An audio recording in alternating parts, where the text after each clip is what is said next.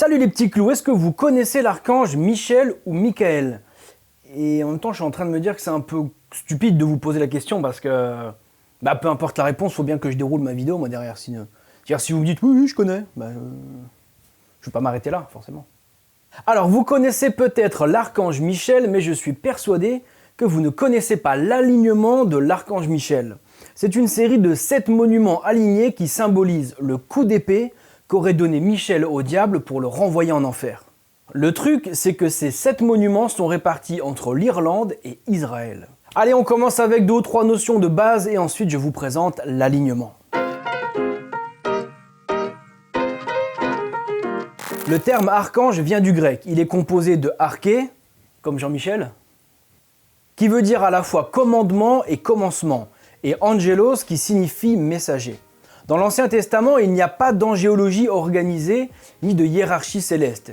Il n'existait pas d'archange à proprement parler, mais par exemple, dans le livre de Tobie, chapitre 12, verset 15, on peut trouver ceci. « Moi, je suis Raphaël, l'un des 7 anges qui se tiennent ou se présentent devant la gloire du Seigneur. » Cette petite phrase nous permet de comprendre qu'il y a 7 anges et que Raphaël est l'un des leurs, mais il n'y a rien de plus concernant l'organisation de ces anges. C'est dans le Nouveau Testament qu'on a le nom du chef des anges, dans le livre de Daniel, chapitre 12, verset 1. « En ce temps-là se lèvera Michel, le chef des anges, celui qui se tient auprès des fils de ton peuple. » Ok, donc on sait qu'il y a 7 anges et que Michel est le chef d'équipe.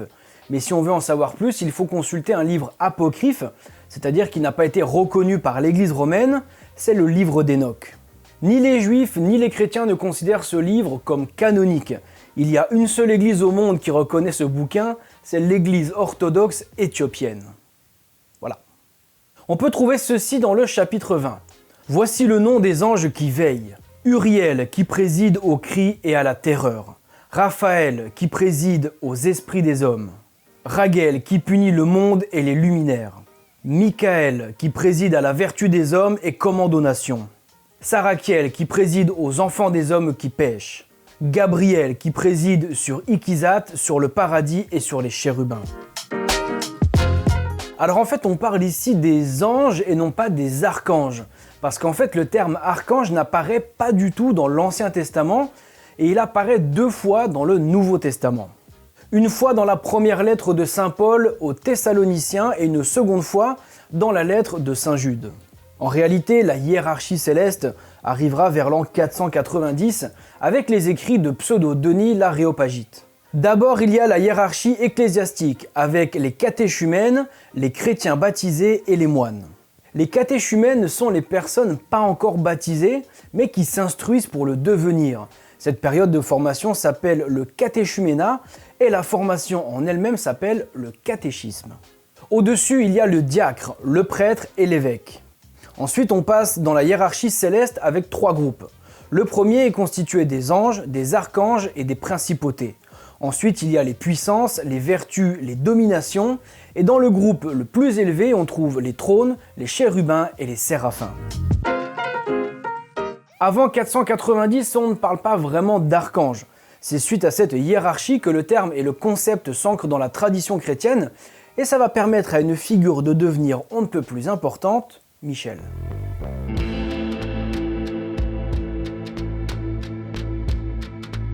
Alors, on peut parler de l'archange Saint-Michel, de l'archange Michel, de Saint-Michel, ou même de Saint-Michel l'archange. Mais je n'utiliserai pas cette dernière formule parce que quand je dis Saint-Michel l'archange, ma bouche a envie de prononcer Jean-Michel Larquet.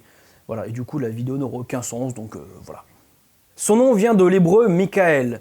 Mika veut dire qui est semblable et El signifie clarté, lumière, lumineux ou encore Dieu. Son nom signifie donc qui est comme Dieu. Il est cité 3 fois dans le livre de Daniel qui fait partie de l'Ancien Testament, une fois dans la lettre de Saint Jude et surtout il est cité dans le livre de l'Apocalypse chapitre 12 verset 7. Il y eut alors un combat dans le ciel. Michel avec ses anges dut combattre le dragon. Le dragon lui aussi combattait avec ses anges. La plus ancienne représentation de Michel en Occident, c'est à Monte Sant'Angelo. On en reparlera tout à l'heure, c'est un bas-relief qui le représente avec une balance pesant les âmes. Mais la figure la plus connue et la plus répandue de Saint Michel, c'est lorsqu'il tient une épée et qu'il terrasse le dragon. qui deviendra plus tard le démon. C'est la figure la plus répandue parce qu'elle est tirée directement du Nouveau Testament. D'ailleurs, on la trouve à Paris, à la Fontaine Saint-Michel. Il est l'ange en chef dans la Bible, il est le symbole de la victoire du bien sur le mal, et il a énormément de lieux de culte à travers le monde. Ici, on va s'intéresser à 7 de ces lieux qui ont une particularité intéressante. Ils sont alignés et symbolisent le coup d'épée que Saint Michel a donné au démon pour le renvoyer en enfer.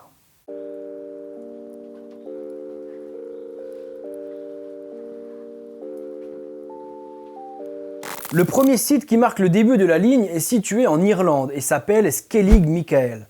Elle fait partie de l'archipel des îles Skellig. C'est un pic rocheux qui s'élève à 218 mètres de haut et qui abrita un monastère chrétien au Moyen-Âge.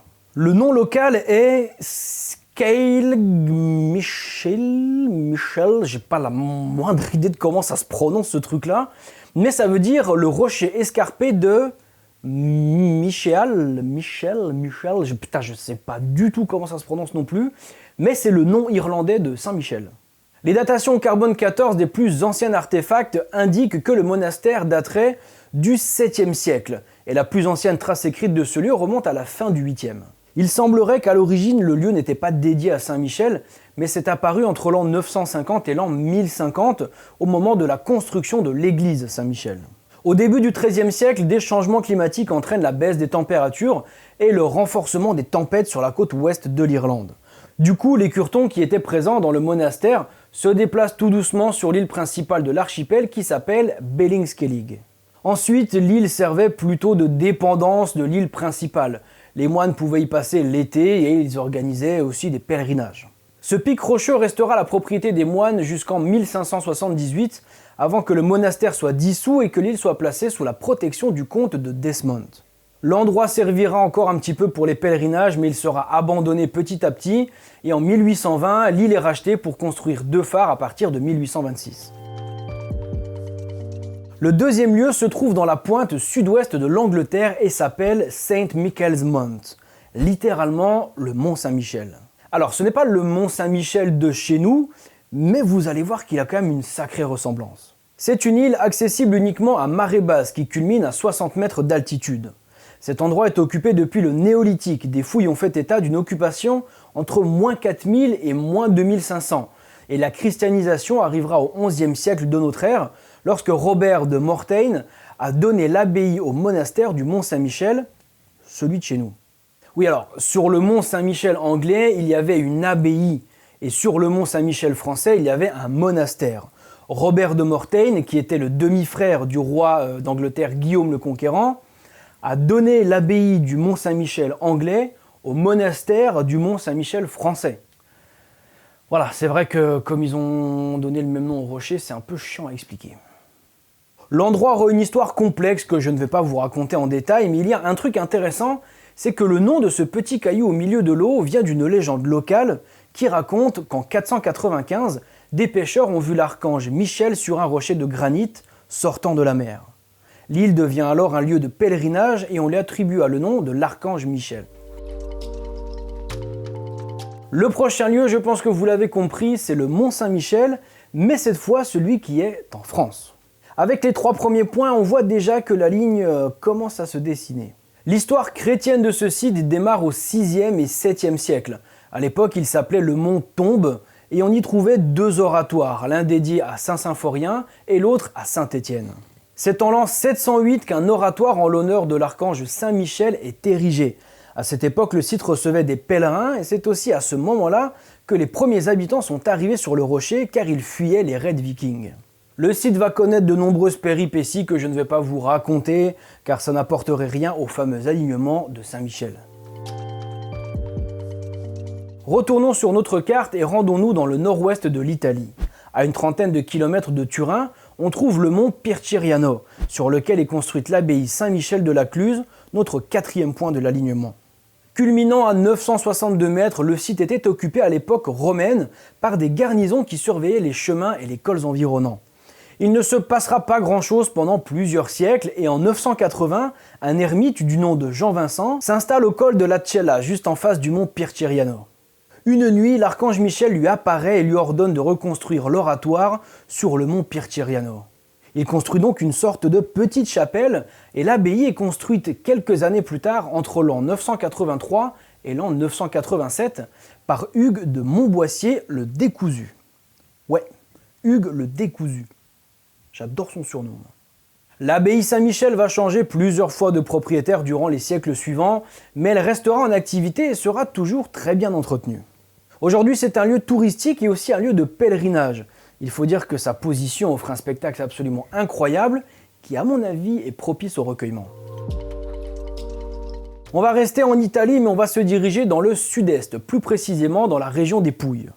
Une petite ville du nom de Monte Sant'Angelo abrite le sanctuaire Saint-Michel-Archange du mont Gargan. C'est le plus ancien sanctuaire consacré à l'archange Michel de toute l'Europe de l'Ouest. Selon les écrits de Jacques de Voragine, datés du milieu du XIIIe siècle, l'archange Michel est apparu à plusieurs reprises à un évêque local près d'une grotte, en l'an 490.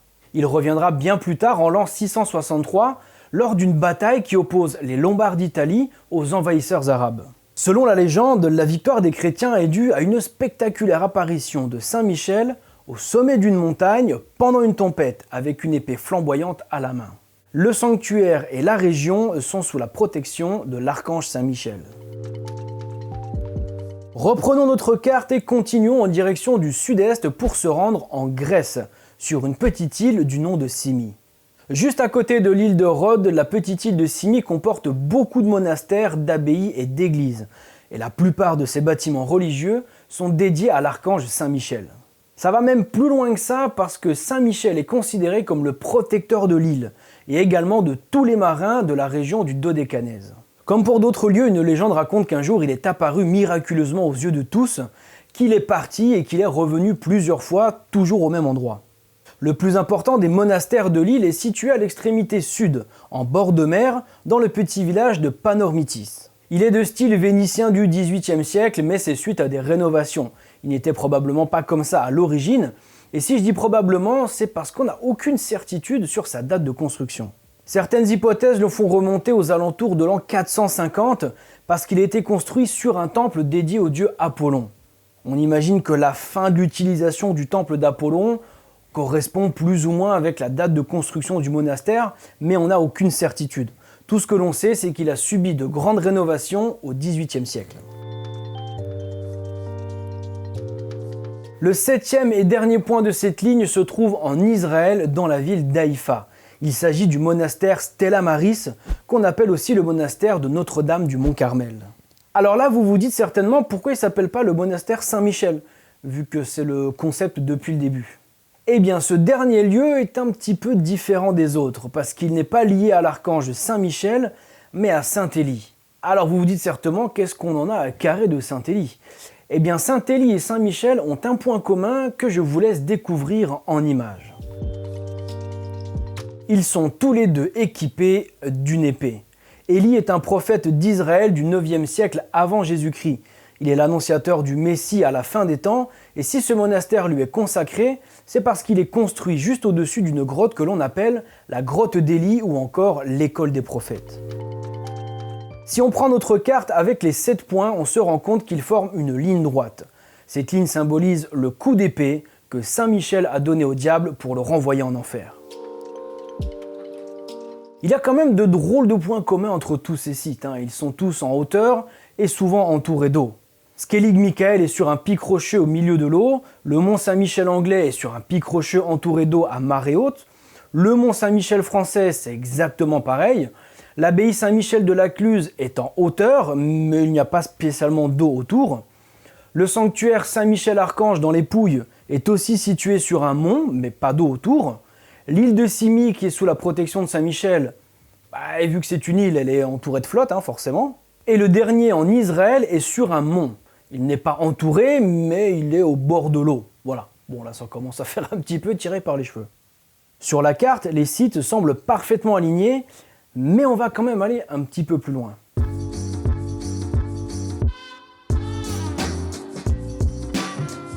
J'ai trouvé un document sur internet d'une personne qui a fait une vérification mathématique de cet alignement. Je ne le connais pas du tout et je n'ai pas réussi à le retrouver sur les réseaux sociaux. Du coup, si cette personne regarde cette vidéo, merci. Alors je ne vais pas rentrer dans le détail de la méthodologie parce que ça risque d'être chiant, mais je vous mets un article sur le blog avec un petit récap de tout ce qui s'est dit dans cette vidéo et je vous mets aussi le PDF du monsieur avec ses calculs. Pour faire simple, il crée un arc de cercle qui passe par les points 1 et 7, c'est-à-dire Skellig-Michael et le monastère de Carmel, et ensuite avec les coordonnées géographiques, il calcule la distance qui sépare un site de l'arc de cercle. Skellig-Michael est le point de départ du cercle. Ensuite, le mont Saint-Michel anglais est situé à 2,25 km de la ligne. Le mont Saint-Michel français est placé à 10,37 km.